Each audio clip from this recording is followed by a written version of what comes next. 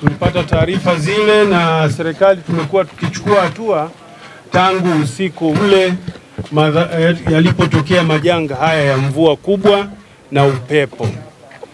Sasa siku ya leo tumekuwa tukipita maeneo mbalimbali, na wakati naendelea kupita kwenye maeneo yenu haya tumepata pia simu ya Mheshimiwa Waziri Mkuu, na hivi tunavyozungumza Mheshimiwa Waziri Mkuu yuko katika simu na angependa kusalimieni na kupeni pole. Mheshimiwa Waziri Mkuu, uko hewani sasa. Asante Mheshimiwa Mkuu wa Mkoa, Mkuu wa Wilaya na wananchi waathirika wa hapa Manispaa ya Msoma. Ndugu wananchi, poleni. Poleni sana, tumeona hilo tukio kupitia vyombo vya habari. Tumewasiliana na mkuu wa mkoa, ametupa taarifa ya hali iliyoko mpaka asubuhi hii. Nataka niwafikishie pole, na Mheshimiwa Rais amenipigia muda mfupi uliopita akitaka taarifa, na nilipomwambia kwamba sasa nataka kuzungumza na wananchi kule, amenituma niwape salamu za pole. Kwa hiyo pokeeni salamu hizi za pole wote waathirika.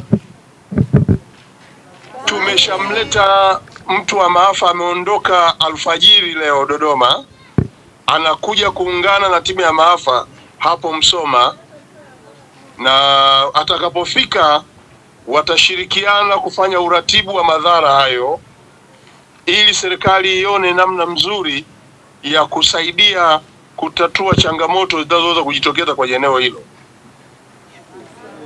Kwa nirudie tena kutoa pole kwenu wote, ni wasihi wakati huu mwe watulivu, lakini pia mtoe ushirikiano kwa uongozi wa mkoa na wilaya ili waweze kushughulikia vizuri jambo hilo, na hatimaye serikali tuweze kujua namna mzuri ya kulisaidia. Poleni sana, poleni sana. Kama serikali tumepokea kwa masikitiko makubwa taarifa za janga hili lililotokea ule usiku wa tarehe 23 kwa maana ya juzi kuamkia jana. Mara baada ya tatizo hili kutokea, basi serikali ilianza kuchukua hatua pale pale. Mheshimiwa Mkuu wa Wilaya na kamati yake ya majanga ya wilaya walikuwa wanazunguka maeneo mbalimbali, na timu yangu ya mkoa ikiwa ni pamoja na wataalamu na wenyewe walikuwa wametoka kupita maeneo mbalimbali kuangalia kiwango cha uharibifu na madhara yaliyotokea, ili basi serikali tujue ni kwa namna gani tunaingia kusaidia. Labda niseme tu kwamba majanga hutokea na hakuna kinga ya majanga. Linaweza likatokea janga lolote saa yoyote bila hodi, bila taarifa. Ndio maana yakaitwa majanga. Lakini swala la msingi sasa huwa ni zile hatua zinazochukuliwa mara baada ya majanga hayo kutokea. Janga hili ambalo lilitokea usiku ule wa tarehe 23 katika manispaa yetu ya Msoma, taarifa tulizo nazo ni kwamba kaya takriban 319 ziliathirika. Kuna maeneo mbalimbali yaliyopata madhila hayo, ikiwa ni pamoja na majengo ya taasisi za serikali, ikiwa ni pamoja na TANESCO, TTCL, kuna uwanja wa chama pale, uwanja wa Karume na wenyewe umeharibika. Kuna magodown ya serikali ya kuwekea ya kutunzia mbolea na yenyewe yamepata madhara. Alafu na nyie watu binafsi, kaya hizo nilizosema 319. Lakini katika yote hayo, jambo moja kama mkoa ambalo tunashukuru ni kwamba hakuna kifo. Wale tunapojenga nyumba zetu tujitahidi kuhakikisha tunaziimarisha, kwa sababu nyumba nyingine nyie ni mashahidi, mkizitizama kwa macho tu unaona kwamba hapa kuna kakitu kalikuwa akajafanya nini, akajakaa sawa. Basi najua vipato vyetu vinatofautiana, lakini pale tunapopata ka uwezo tuendelee kuimarisha, tukae katika hali ambayo ni salama, ni salama. Hata taasisi zetu na zenyewe tumekumbwa sawa, na sisi huko na sisi tunatakiwa tujitizame.